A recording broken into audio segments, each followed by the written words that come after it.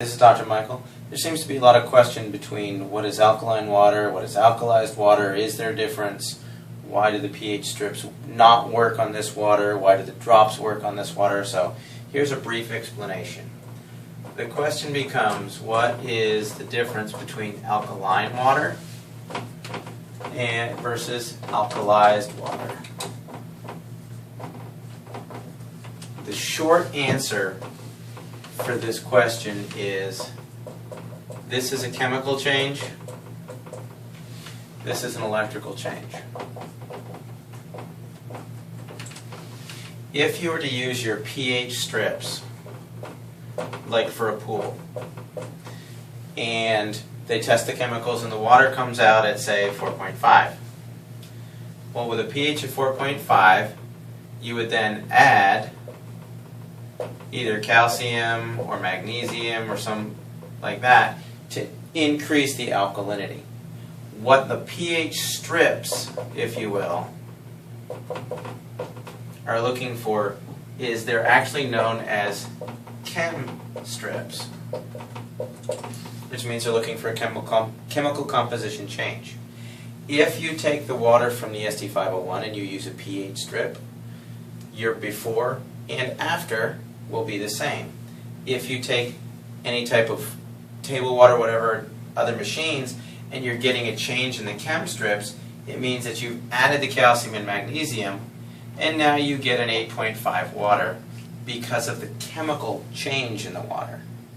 That is therefore by definition to be truly alkaline water by all scientific standards that we use today. However, when you start to compare this to alkalized water, what's going on is there is an electrolysis process, and basically it's shocking the water. It takes an enormous level of energy to do a process that is called the dissociation of water. And you can Google that. Basically, it's the process by which you take water and you lend it to a hydrogen ion and a hydroxyl ion. The hydroxyl gives you a free electron that you can use to be a free radical scavenger. But when this process happens, basically there's an array which has a negative side and a positive side. This will attract the hydrogen ions. The hydroxyls will come over here. Well, when this happens, because they're so unstable, what they will do is they will instantly convert to H2, which is hydrogen dissolved in water. So then you end up with an H2 molecule and a couple of hydroxyls.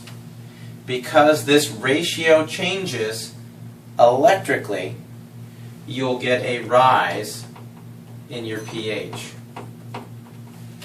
There's no chemicals added. There's nothing they're taken or added to the water. It is strictly a requirement of power, which is where this unit comes in. If you look at it as a question of power times amperage times the surface area of the plates, that'll give you what's called a PEU, which is potential electrolysis units. If you take 230 watts times 2.5 amps times 466 square inches, you get a PEU of 267,950 from an SD501. I recommend, if you want to look and compare these other units and what they're trying to do, Alkaline Water Plus has a great website. It's actually a competitor's website, and it proves the power output. Most of the units there have 110 watts times a half amp, and the standard plate size is 117 square inches, which gives you a PEU of 6,435, or approximately 2.4% of this power.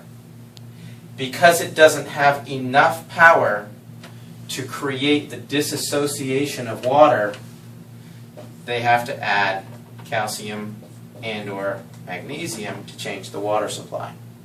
When that happens, you then run the risk of all the dangers that are associated with alkaline water, because if you keep adding these things into the system, they can in fact affect blood pH. That's why people say, oh, alkaline water can be dangerous, you got to be careful not to do too much, you might alkalize the system. If this builds up in the bloodstream, you will change your blood pH, and that can create a lot of health issues. Alkalized water, on the other hand, doesn't add any chemicals. It's not going to stress, for instance, the stomach when you drink it. The stomach is going to be looking for this to neutralize it. It is not looking for this right here. So as soon as this water is absorbed into the body, the charge is absorbed, your pH becomes essentially neutral. The hydroxyl ions will continue to go through the aquaporin, and that will flush out the toxins within the cell, so you'll get an alteration of the intracellular pH, which is removing cellular metabolic byproducts such as urea, ammonia, CO2, things like that. So that's the essential difference between alkaline and alkalized water.